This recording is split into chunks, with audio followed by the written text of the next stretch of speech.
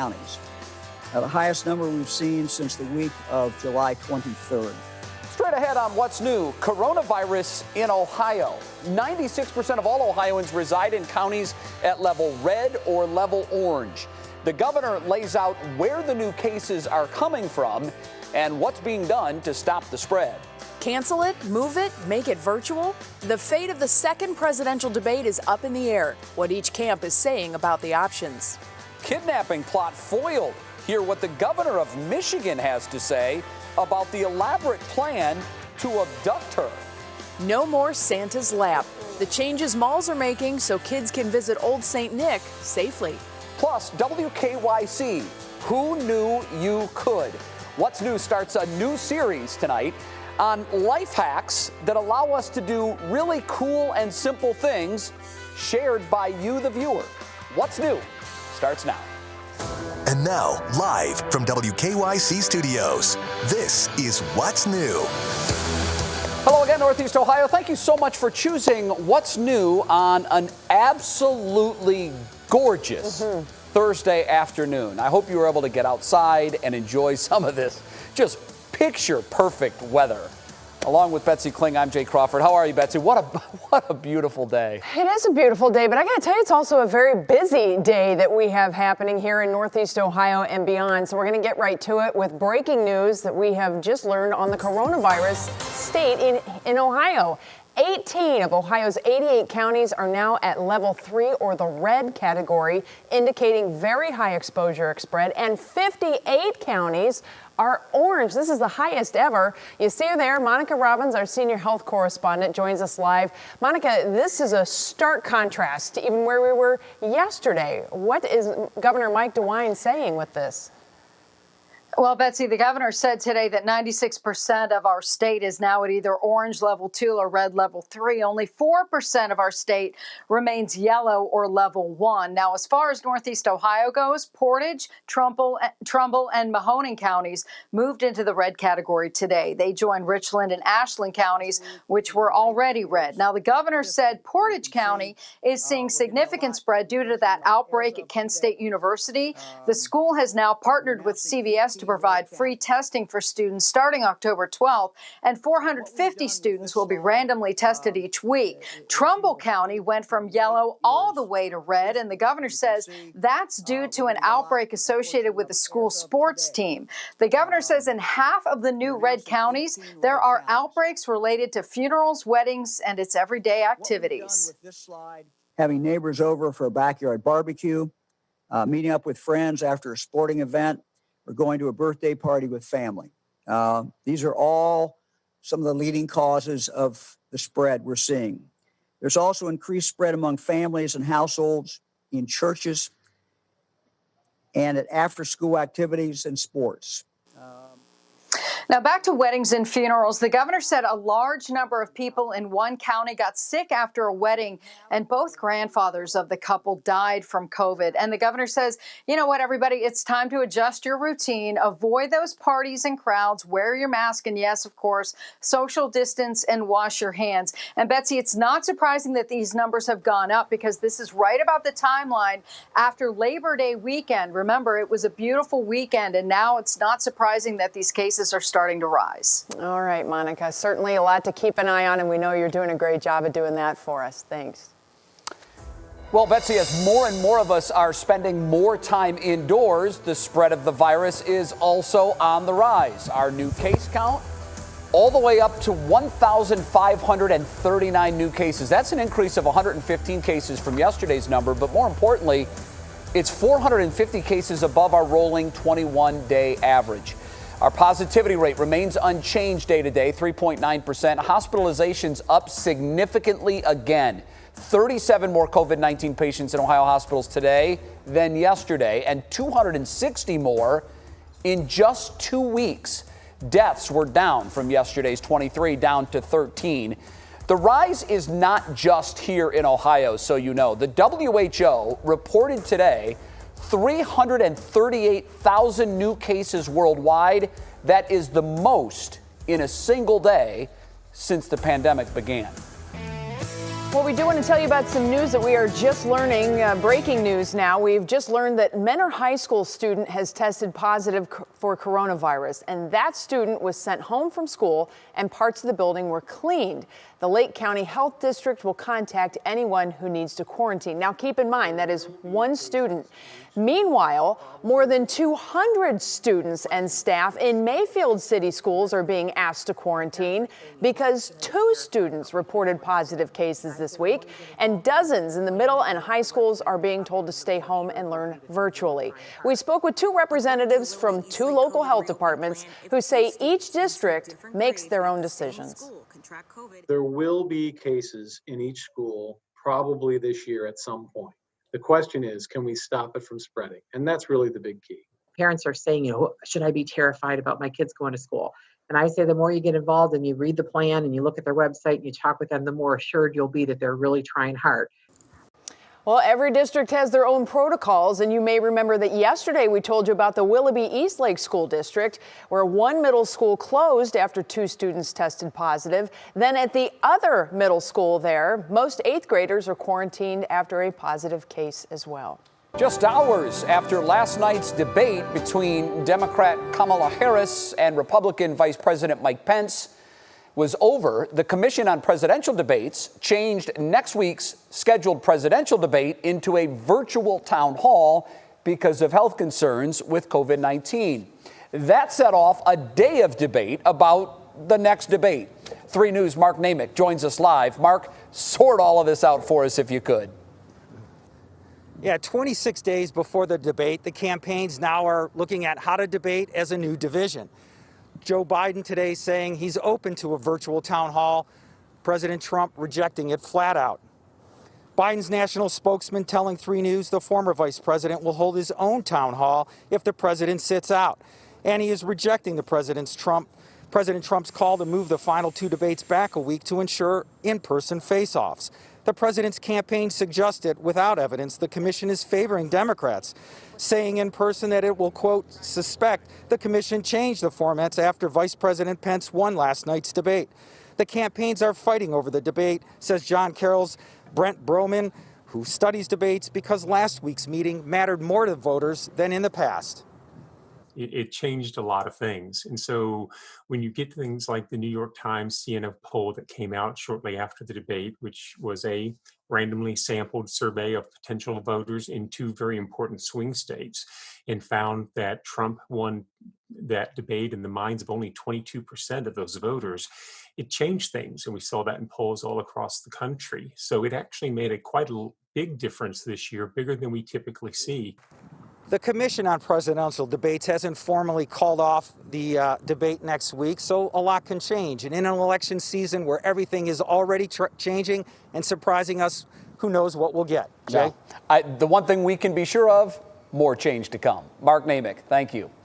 Right now, it is 6 minutes past the 5 o'clock hour. Time to get a check of other top headlines making news.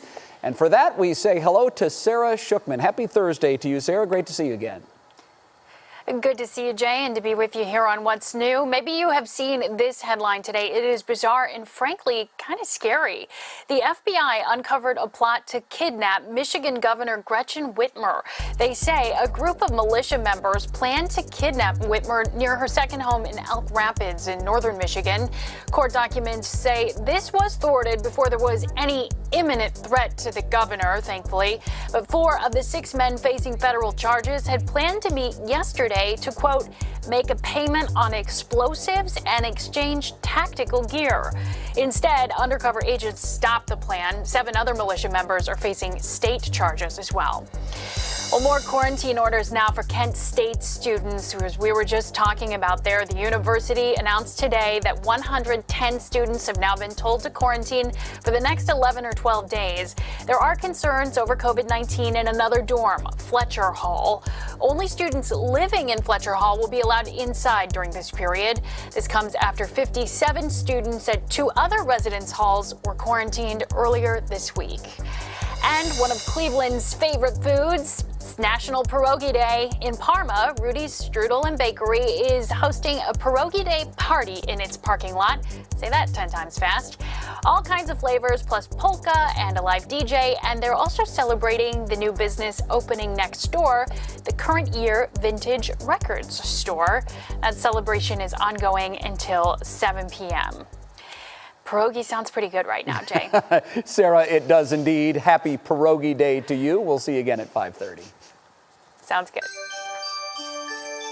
All right, it's not even Halloween yet, but we're going to blast on through the next couple of months and go straight to Christmas because one of the oldest traditions is going to visit Santa at the mall. But obviously, COVID is making that tradition a little difficult this year. Santa will still make his yearly visits to some malls, but it's going to look a little bit different. Brookfield Properties said Santa will stop by 134 of its 150 malls, and we mention them because they own Beechwood Place. But it's unclear if Beechwood Place will be one of his stops. Here's what it's expected to look like at some of their locations. There won't be any sitting on Santa's lap. Every visit will be contactless. Kids can sit on wrapped packages near Santa or across the table from him to share their Christmas wishes. Santa will wear a mask where it's required, and guests will have to do the same. It's going to make it a little bit difficult for the pictures, but I have to say this may help to alleviate some early life trauma for some children who go through the emotional, just the breakdown that happens on Santa's lap when they're there. Usually it starts with a smile and then those tears start rolling. Yeah, I've witnessed that scene a couple of times in my life. It's funny, you spend all these times talking to your children about, never, go to strangers, and then before Christmas, right, we hand our children to a perfect stranger who, yes, is Santa Claus, but you can understand why that will be traumatic. And you're right. I'm trying to find a silver lining. We won't have a lot of those screaming kids looking at mom and dad to come save them. Oh, we trust Santa. So there's that. And Santa has that miracle way of making things work. So even though you're not on his lap, he's still taking that list down. Violet, I hope you're listening. You better be on the good list. Violet, be good. Next on What's New. A miracle amid COVID-19. How a local man beat the odds and the virus. His story is next. And there's a really cool project that just wrapped up construction in downtown Cleveland. We're going to tell you about it and who can check it out. And Matt, what's coming up in the forecast? Hi, Jay. Another day full of smiles across Northeast Ohio. Just picture perfect. How many more of these can we squeak in this fall? We'll let you know what we're thinking in terms of that and the latest on Hurricane Delta. All that coming up after the break.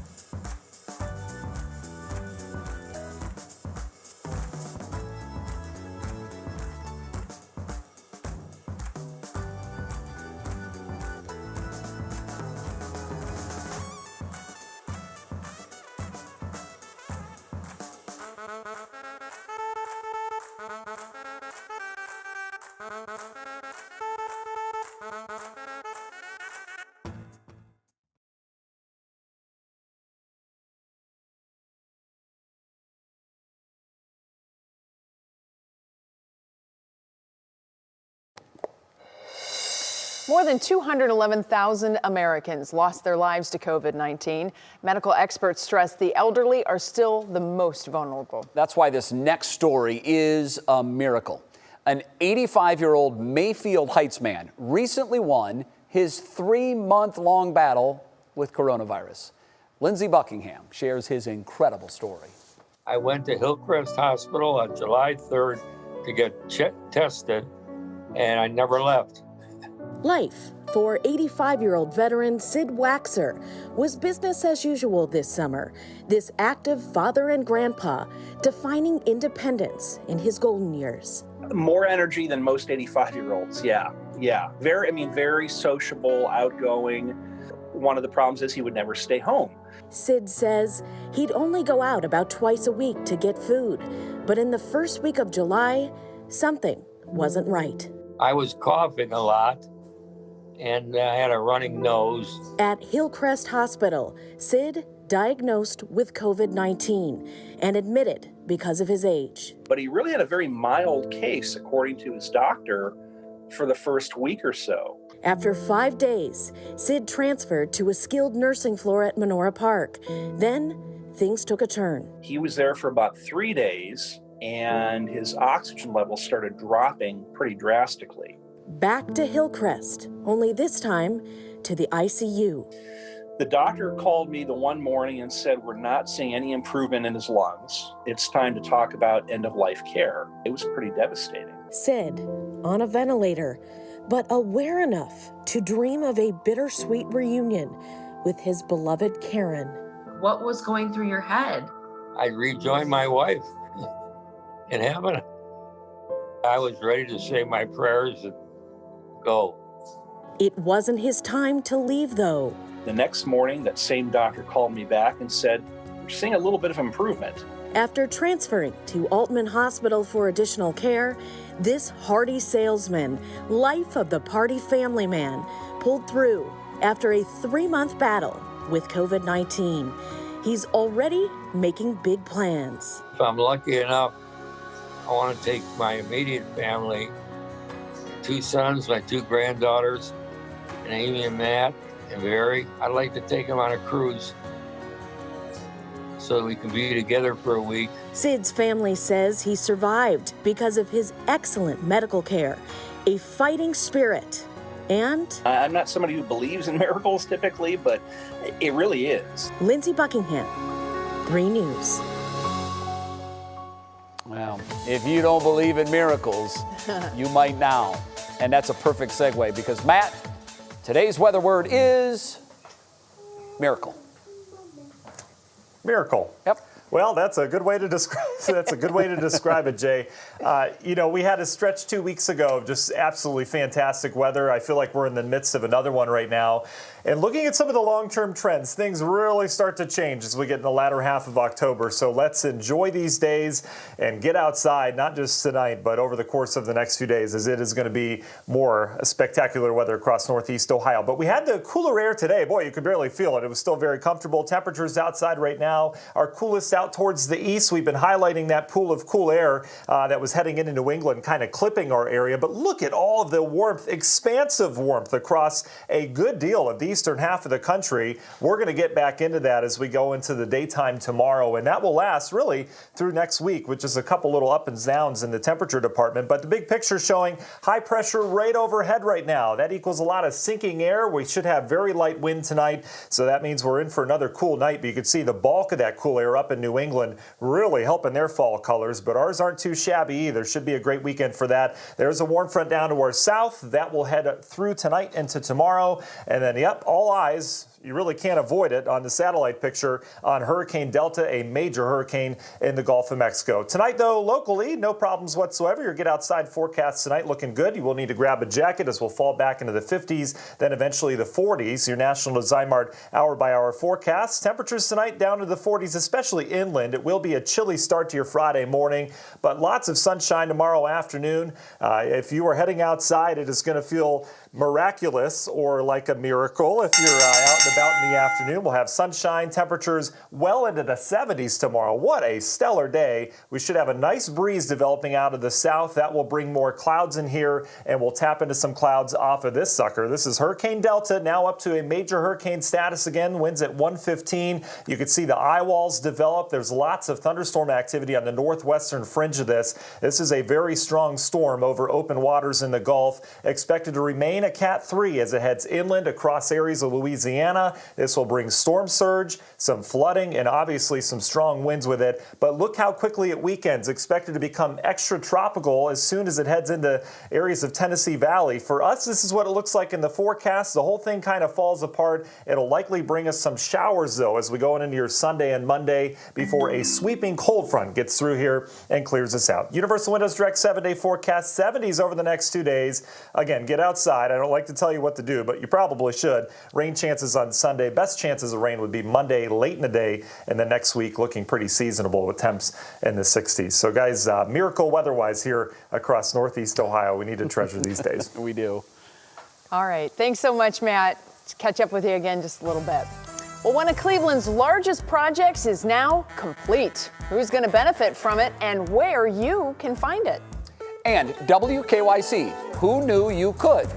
One viewer shares a really cool life hack that we can all use. We'll share it next.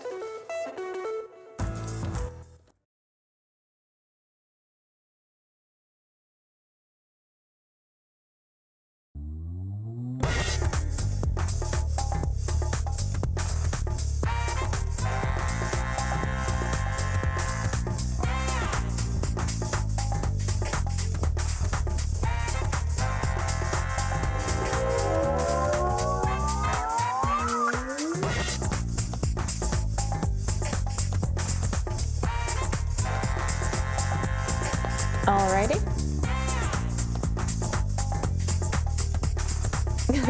Well, that's good. And my segment's on the lighter side today with 2 stories. I know. Hey. All right, cool. Thanks, Matt.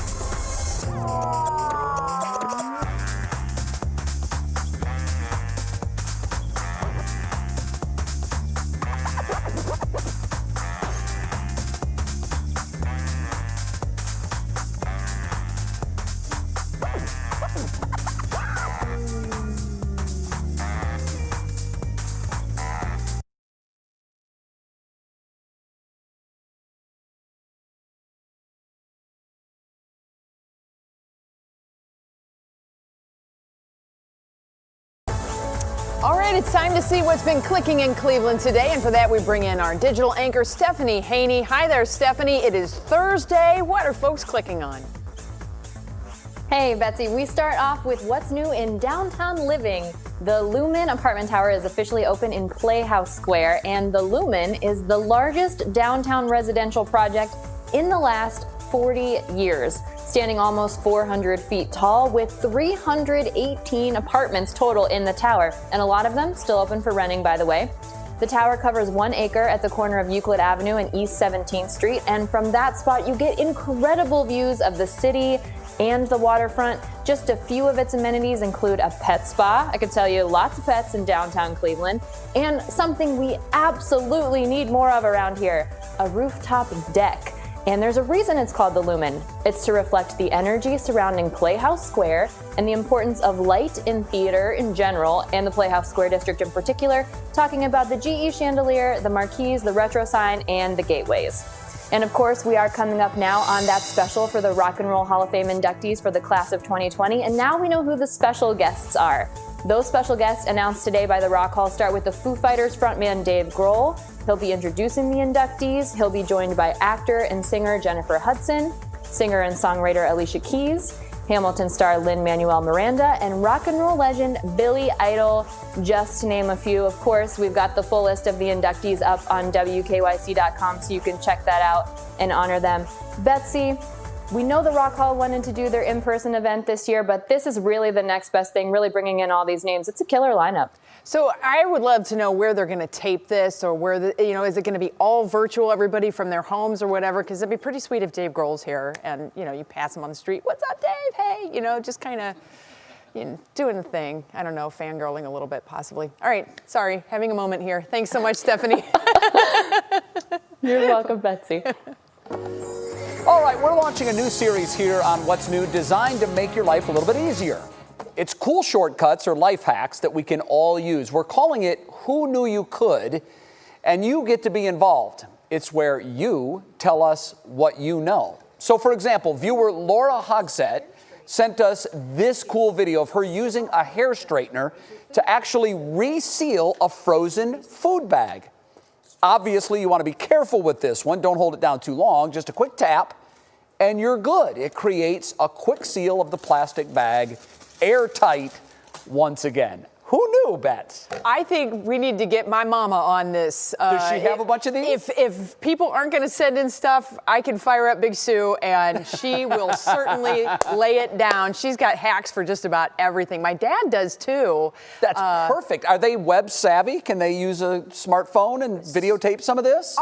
I'll go over and help. Okay. They can get the assist, but certainly, a lot of folks have these anymore, and you can help other people and whatnot. Yeah. But yeah, I think it'd be great. It's open to everybody, including Big Sue. Is that what you called her? She's gonna kill me. My mom Come on, Big Sue. My mom is only like 5'2". But her nickname is Big Sue. And I'm almost 6 feet tall, and I call her Big Sue to make her feel big. All right. Big Sue, if you're watching, fire up that smartphone and tape one of those things. Come on, Mama. And send us your cool life hacks. You can do it by going to the 3 News app. You scroll down until you see that orange bar right there that says Who Knew You Could.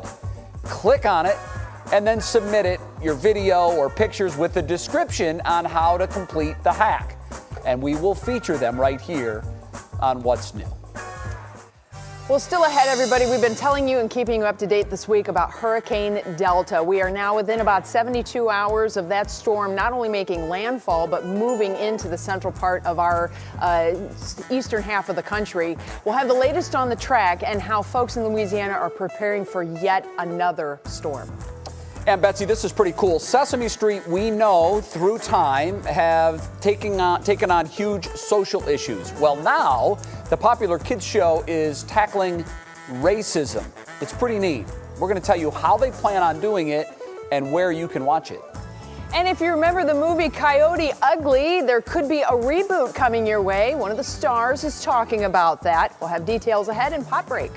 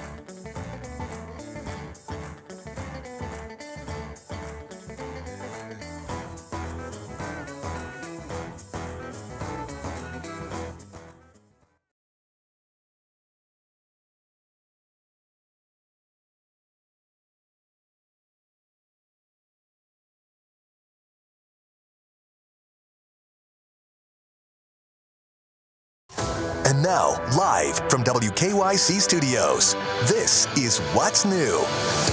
Well, welcome back, everybody, to What's New. Happy Friday Eve for everyone. I know, it kind of seems like we have these long weeks, and we don't realize how long the week has been until we get to Wednesday or Thursday. Yeah, so. It seems like everything flies by. Right? I don't know if it was just me. I woke up this morning, I looked out my bedroom window, and Betsy, today felt like, okay, it's fall. The predominant color had been green, but I'm telling you, just this morning, for some reason, I saw yellows and oranges. I know we're not at our peak, but it was beautiful. Yeah, and the peak is coming. I promise it's going to be pretty good. We had all that rain back in April. That gave the trees a lot of juice to work with, so hopefully those colors are going to really start to pop. Yeah. But we definitely send our hearts and thoughts and hopefully some cash at some point down toward the folks in Louisiana. They are preparing for yet another hurricane. We're going to get the desk out of the way, everybody, because we're going to talk about this hurricane and the latest on Delta. This storm is impressive. This is a enhanced satellite picture, so don't be afraid of the colors. This is a color table that helps us to really see the definition in the storm. You can easily pick out the eye. It's about 30 nautical miles wide. You can see the eye wall spinning around, but notice how this side is not all in the blacks. The black is representative of the biggest thunderstorms that surround that storm's eye, but you can see it's not going all the way around yet. Delta is sitting in a very favorable environment to continue strengthening. It's already a Cat 2. And as you can see, it's a 3 now, 115 mile per hour winds. And this storm system is already putting rain up into the Gulf Coast. But as it moves northward, check this out. It is expected to make landfall as a Cat 3 on Friday and then continue to move northward as we head through the weekend, eventually bringing us rain chances. Matt Wins will have more on that coming up. But first, we want to take you down to the Gulf Coast, to Louisiana, where Chris Pallone is standing by. Chris, this is a huge problem for these poor people who've been through storm after storm after storm. How are they doing down there right now? Yeah, it really is, Betsy. I mean, when you think about it, people here are used to dealing with hurricanes in hurricane season, but these folks are weather weary. If Delta makes landfall in Louisiana, as it is forecast to do, this will be the fourth named hurricane to make landfall in Louisiana this year. That would be a new record for this place. And so obviously you can imagine that people are just kind of tired of this. And even worse than that, about 75 miles to my west is Lake Charles. That's the place in the surrounding area that took the worst hit from Laura 6 weeks ago. And they're not even done cleaning up yet. There are more than 5,000 evacuees from Lake Charles who are still sitting in hotel rooms in New Orleans who can't get back to their homes if they have homes left to go back to in Lake Charles, a little bit west of here. Now, as you mentioned in your forecast, the news is better for them at this point that they might be on the western side of this storm. Here in Lafayette, we might bear the brunt of it this time, but still, if you have a tarp on your roof, no storm, tropical or hurricane, is really welcome at this time. So the governor said if you're going somewhere to evacuate, do it today. If you're going to clean up and get ready, do it today because time is running out. Well, I saw some pictures of some of the homes down there, an aerial picture, and there's just blue tarps everywhere. So this storm is expected to hit just east of where Laura hit. And you mentioned folks haven't even gotten a chance to get home yet to see what is left from Laura. So I can only imagine that this is going to put a huge strain on the infrastructure down there in southern Louisiana. Chris Pallone, thank you so much. Please stay safe, you and your crew down there for sure. Jay? All right, Bets, it is 3 minutes past the bottom of the hour. Time now to get another check of some of the big headlines making news. And for that, we say hello again to Sarah Shookman. Hi, Sarah. Jay, we start with this story. A 17-year-old boy is accused of shooting a 13-year-old girl in Lorain, and police say it happened near East 32nd Street and Denver Avenue when the boy was aiming for someone else. She was hit in the abdomen and rushed to a Cleveland hospital. The teen is now in custody at the juvenile detention facility. There's no word on the young girl's condition. In a new video posted on social media, President Trump addressed senior citizens today and continued to tout the medical treatment he has received now 7 days after his COVID-19 diagnosis. In it, he promises to make one of the treatments he received free to seniors. Take a look. But I want you to get the same care that I got. I got incredible care at Walter Reed, incredible doctors, and this medicine in particular, one medicine was unbelievable. you're going to get the same medicine. You're going to get it free, no charge. And we're going to get it to you soon. The president did not name the particular medicine he was referring to in the video message or how it will be paid for. And the number of Americans seeking unemployment benefits for the first time fell slightly last week to 840,000. That is still a high number, though, and it has experts saying job cuts are still elevated now 7 months into the pandemic. The report also showed the number of people who are continuing to get benefits dropped 1 million to 11 million workers. That would indicate that some furloughed workers are perhaps being called back to work. Jay, I know we've talked a lot, kept an eye on any stimulus deal coming out of Washington. That is something that's going to continue to impact those numbers, whether or not we see it happen. Absolutely. A lot of people are counting on it. Sarah, thank you very much. We'll see you at 7 for Front Row. Well, Sesame Street is at it again, tackling problems that Americans are dealing with every day right now, but in a way kids can understand it.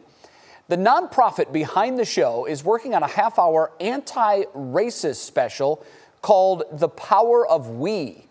It will explain to kids why racism is hurtful and will encourage children who are victims or witnesses to it to speak up. There will be a series of skits, Zoom style. The goal is to get families to watch this together. It airs October 15th on HBO Max and the PBS streaming channel. It will also air on PBS Kids. As you can see, the cast stopped by the Today Show to visit with our friends there. I just think this is wonderful. You know, you have to start early, and it's amazing. As a parent, you know, I am trying to teach my children, like, everyone is equal. Everyone, even if they look different, needs to be valued and respected. And the kids are like, yeah, we know. Like, they already get it. So it's just reinforcing that. And I think that that's the big thing, is just allowing that reinforcement to come naturally and with their kind of environment around them. Well, it seems like a terrific learning tool. I can't wait until it's out. I'd love to see it. And hopefully it will, again, like you said, drive that message home even further to young people that seem to be born with the notion, well, yeah, of course we are. Why wouldn't we be? It's up to the parents to keep reinforcing that. Yeah, absolutely. All right, well, it's a movie that created a huge following, and now there may be another one coming. We hear from the stars about a possible reboot. And it is Thursday. That means it is time for our favorite segment of the week. If you don't know by now, we do this every Thursday. It's called Throwdown Thursday. Monica Robbins is going to moderate this time around, and she is going to test our knowledge on a whole bunch of things, Betsy, including the flu. Okay, well, we're going to have to put our thinking caps on. I think we're going to need I got some tricky questions for us. Also, we're keeping an eye on the forecast, of course, so we toss it over to our buddy Matt Wintz. What's going on with the weather? Hi, Betsy. We've got some really warm air building just south of us. That is going to make a push at the Ohio Valley. We'll track those temperatures over the next 7 days. Plus, we're seeing some signs of some changes in the extended forecast. We'll talk it all, including Hurricane Delta and the latest on that, coming up.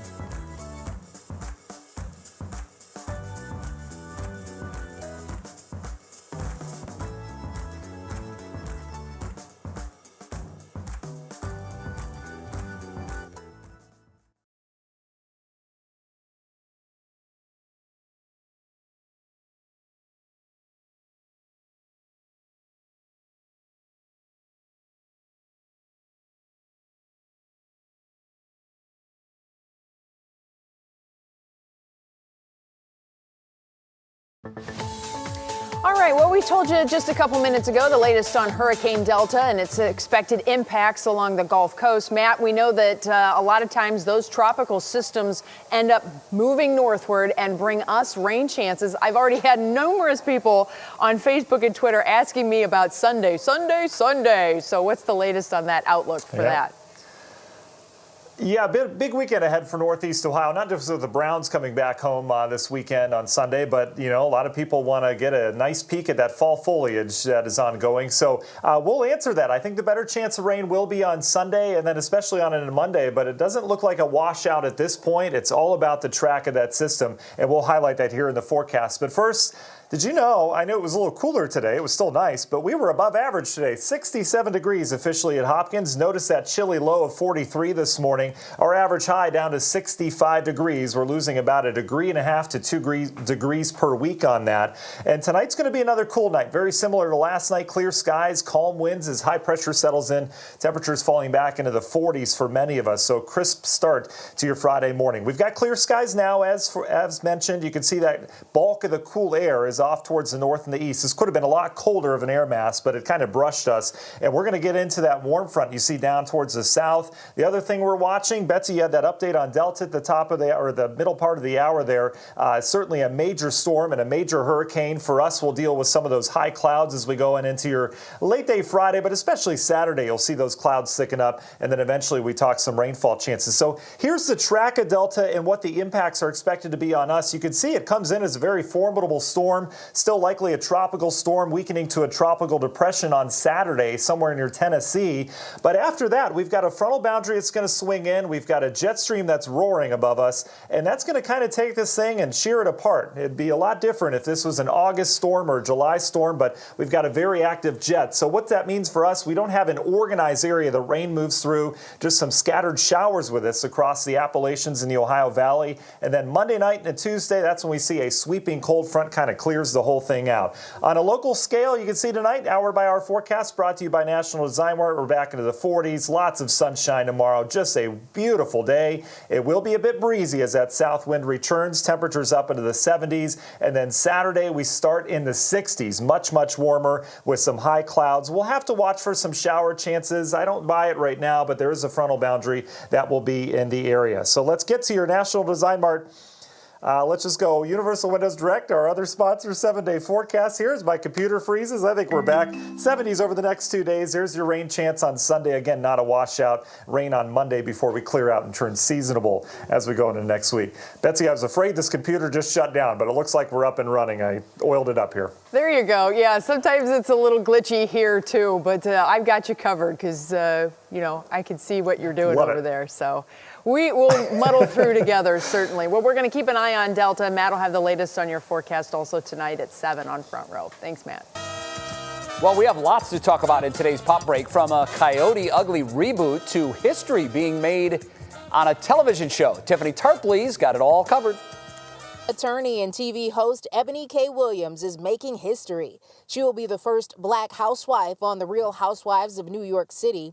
She says she can't wait to share a slice of life in the city that hasn't been seen before. She will be joined by 4 returning housewives.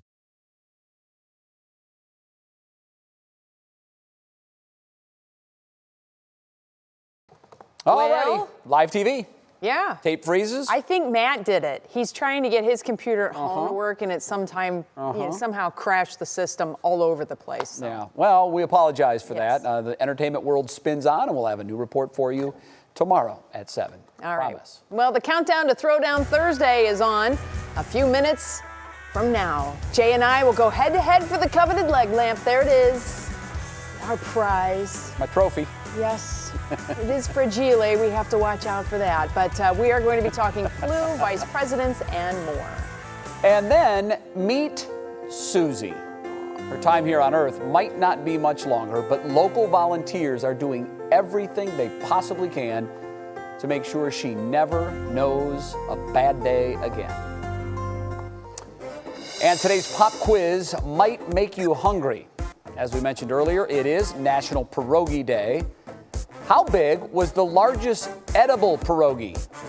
89 pounds, 92 pounds, 95 pounds. My goodness. Sounds like a polka party. The answer when we come back.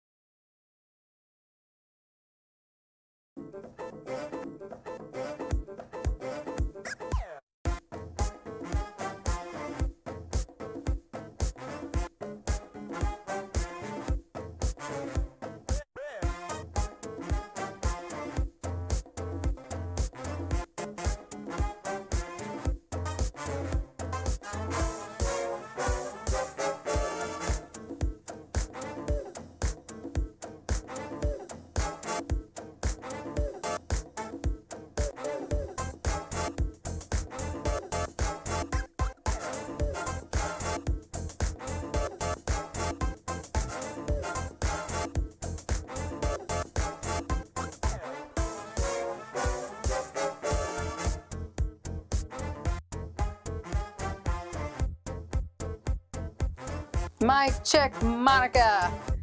I am so ready because I'm a nerd. Feel like Jane Lynch, finding the weakest link.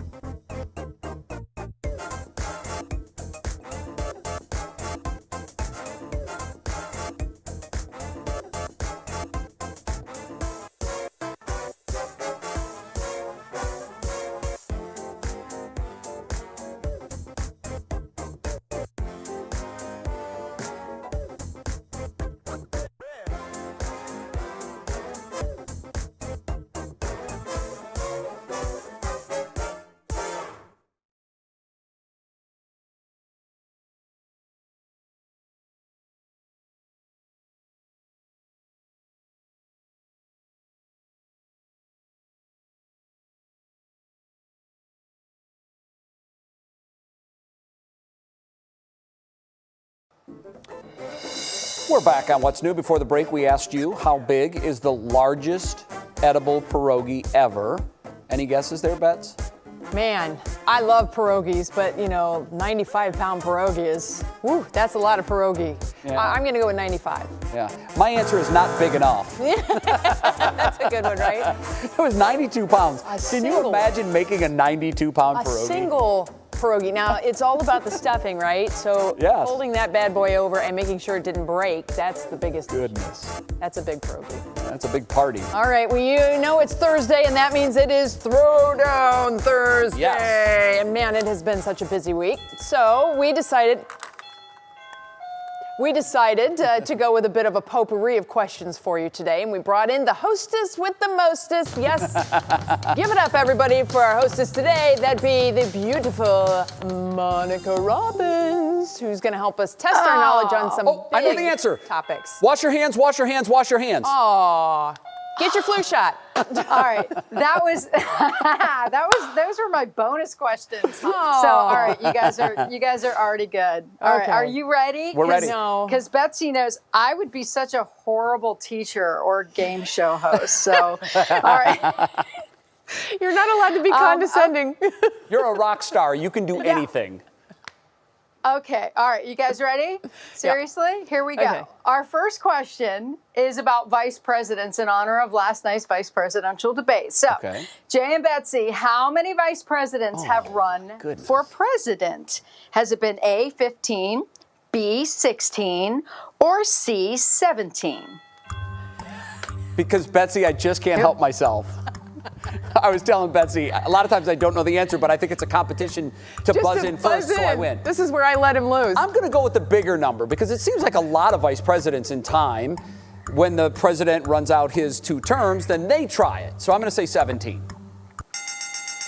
You are correct. Good guess. Yes. Well done. Good guess. All right. Yeah. Okay. All right, question number 2, also about vice presidents. Which president had the most vice presidents? Oh, Was it geez. Herbert Hoover, Franklin Roosevelt, or Harry Truman?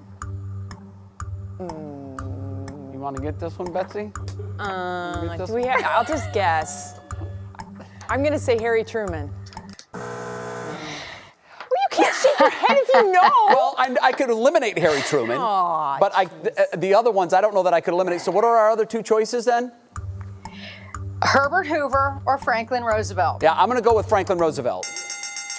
Boom. You are correct. Did you steal that? Is that how that works? Yes. I did. Yeah, that was a steal. Okay. Well, here, wait, Jay. I'm going to throw this one at you. How many did he have? 3. We just said it on the screen. It was He's on the cheating screen. now. I Now did he's see, cheating. All well, right. I did see that on the screen, Okay. but it was a good guess. Cheater, pumpkin eater. I'm giving. I could throw out name one of them, but I'm not going to go there for it. Yeah, let's not do that. All right, on. another big topic this week, obviously, has been flu. I'm putting my money on Betsy for this, and she sat next to me for so many years. So, which of the following is not a symptom of flu? Fever, rash, fatigue, or cough? Oh, I That's know me. that too. I'm going with rash. Yeah, that's it. Bingo! I knew you'd learn something via osmosis from me. Yes, Thanks. I Well know. done, Bets. Yes. All right. 2-1. Here's another question. Another question about the flu. We have heard how important it is to get vaccinated early. So how long does it take for the flu vaccine to work once you get it? I know that. Ooh, I won on the bell buzz. You did, because I knew it, and I went for it, but you had already I should get a buzzed half in. point just for that. I'm going to say B, 2 weeks. Winner! winner, chicken dinner. Way Ooh, to this go, is high Bets. drama. All right. High drama here on Throw It Yes, on Thursday. it is tied. Here we go. Okay, all right. Final question. You ready? Yes. Early voting began this week. So here's the question. When is the last day to request an absentee ballot in the state of Ohio? 3 days before the election, 4 days before the election, or 5 days before the election? Request an absentee ballot. Wow. Isn't that already, I thought that has already passed. That was register to vote. Oh, okay, yeah. Oh. I'm gonna go the closest to the election. So I would say 3 days before. Yeah. Well done, Jay. Yes! Yeah. Absentee ballots must be postmarked by November 2nd, but the last day to ask for one is Halloween, October 31st. Ooh, okay. And they must be received by November 13th. Okay, I'm going to throw a bonus question in there. And children, this one does not involve the leg lamp. Okay, I was warned to tell you that. So obviously it looks like, sorry, So Beth, house the money. leg lamp's going to Jay. Mm-hmm. But however, so absentee ballots arrived. How much does it cost if you're going to mail in your ballot? Ooh. Betsy knows. Betsy knows that one? I think it's 70 cents. It's more than a forever stamp, isn't? We had somebody write in today about this to let everybody know. Oh, okay. I don't know that. This is a multiple answer, actually. Oh, Betsy, geez. you are correct. If your Oh. ballot is at least 2 pages, yes, it is 70 cents I to should send get it 2 in. So points for 2 that. forever stamps. No, I think you should too. Thanks. No, no. But if your ballot is one page, it could probably just cost you a stamp. The crazy part about this, I was looking all over on my thingy. It doesn't say it anywhere. Right. So Well, that's tricky. make sure you know. You got to have proper, and don't put it in the mailbox if like the day before if it's going to be postmarked. Make Right. sure you take it to the post office. Make sure it's got to be postmarked November 2nd. Monica, you were awesome. You were very great. good. Well and done. I would like Betsy to dedicate my my win this week to my uncle Jimmy Damani, who turns 86 years old today. He watches every day in Sandusky.